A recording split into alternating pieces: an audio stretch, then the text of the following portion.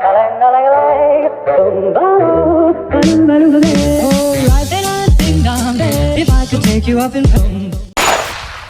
Ratapan Ibu. Pertama kali mendengar namanya, kita langsung bertanya-tanya, bukan?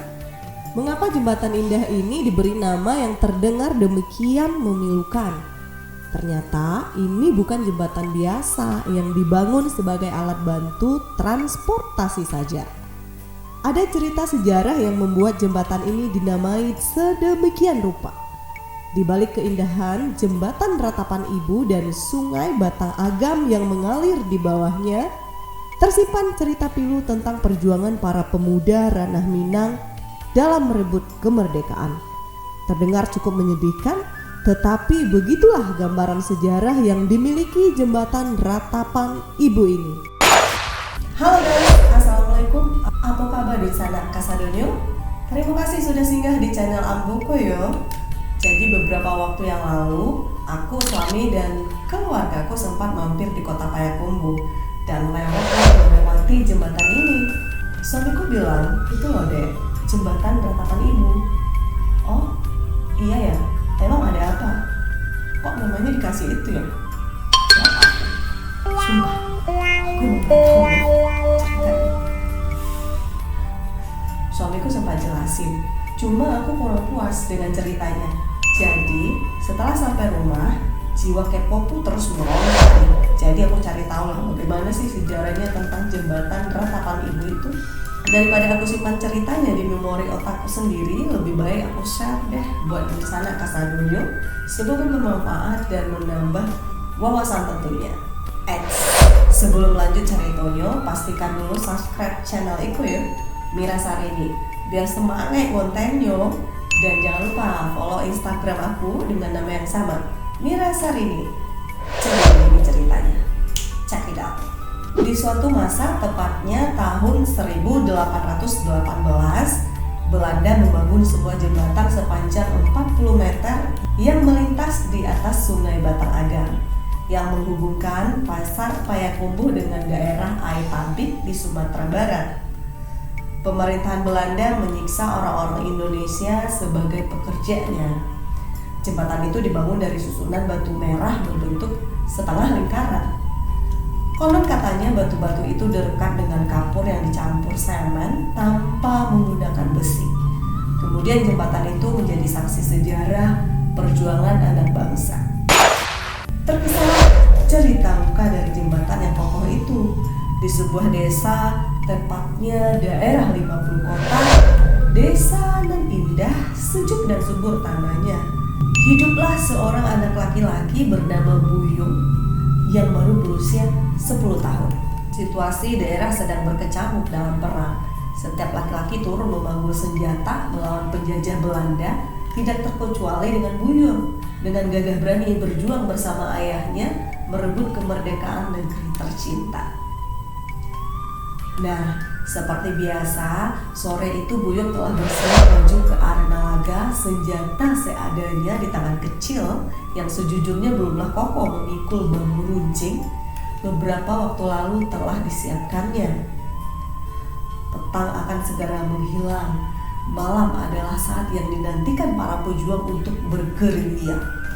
Dengan segala remaja bersama ayahnya, Buyung turun dari gubuk tuanya, diiringi doa haru ibundanya tercinta. Demi bangsa merdeka yang diimpikan mereka, sang ibu rela melepas suami dan anak bujangnya bertempur, mempertaruhkan nyawa demi kebebasan mereka. Pergilah Buyung, jaga dirimu baik-baik. Sambil mengusap rambut putranya, si ibu berkata, doakan kami Mande, kami akan pulang membawa berita gembira. Kami akan mengusir kaum penjajah dari tanah kelahiran kita. Dengan semangat menggebu, Buyung menenangkan mandenya. Cara ia bicara seperti anak usia 10 tahun. Karena derita dan keadaan negeri membuat mereka hanya mengerti satu kata, merdeka. Mande akan selalu berdoa untuk Bunda dan untuk semua pejuang kita yang gagah berani itu.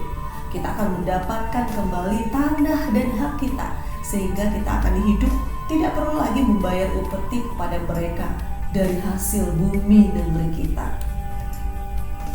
Mereka penjajah kejam dan serakah, telah merampas semua yang kita miliki.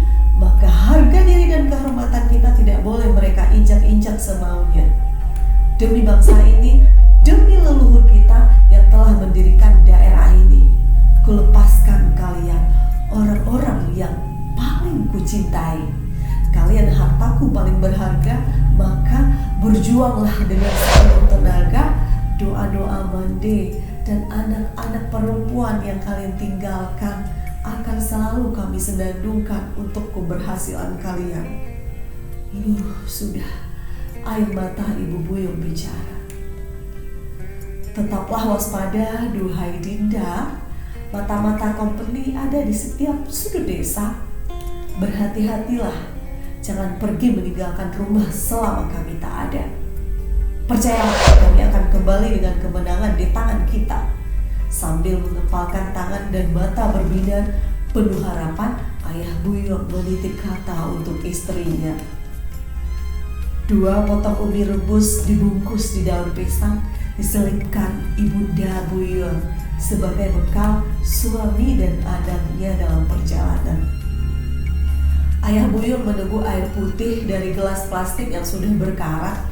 Sisanya diikat dengan tutup plastik di atasnya, kemudian memasukkannya ke dalam ransel kecil lusuh yang didapatnya dari kawan sesama pejuang. Keluarga kecil itu bertiga saling berpelukan dengan rasa yang sudah tentu sangat mengharukan. Malam telah mulai larut, suasana desa begitu mencekam, gelap dan senyap. Lampu-lampu petromak di setiap rumah tidak ada lagi yang menyala, bertanda semua warga telah pulas dalam tidurnya. Tidak tahu apa yang terjadi dengan para pejuang yang tengah melaksanakan tugasnya. Tusukan udara dingin menembus sampai ke tulang sumsum. Buyung merayap dan merayap mencari sasaran bersama pejuang lainnya. Tiba-tiba sesuatu terjadi. Saat mereka hampir sampai di markas Belanda, seorang teman Buyung ternyata terpisah dari rombongan. Akhirnya ia tertangkap tentara Belanda. Dengan keji tentara Belanda mengirimnya ke pos penjaga, maka hebohlah suasana malam itu. Tembakan demi tembakan bertubi-tubi dilepaskan oleh Belanda. Karena mereka yakin ada penyusup dan musuh yang sedang mengintai mereka. Sempat juga rombongan Buyung dan ayahnya melawan mereka dengan melemparkan anak-anak panah yang mereka bawa. Terdengar pekik dan erangan beberapa orang tentara Belanda yang terkena sasaran busur panah. Dengan mata menyala menembus gelap, para pejuang mencari mangsa. Seorang serdadu melintas hanya berjarak 1 meter dari arah persembunyian mereka. Sigap Ayah Buyung melemparkan bambu runcing sekuat tenaga. Bak tongkat lembing mengayun ke udara. Syat, syat, tepat mengenai jantung sang tentara.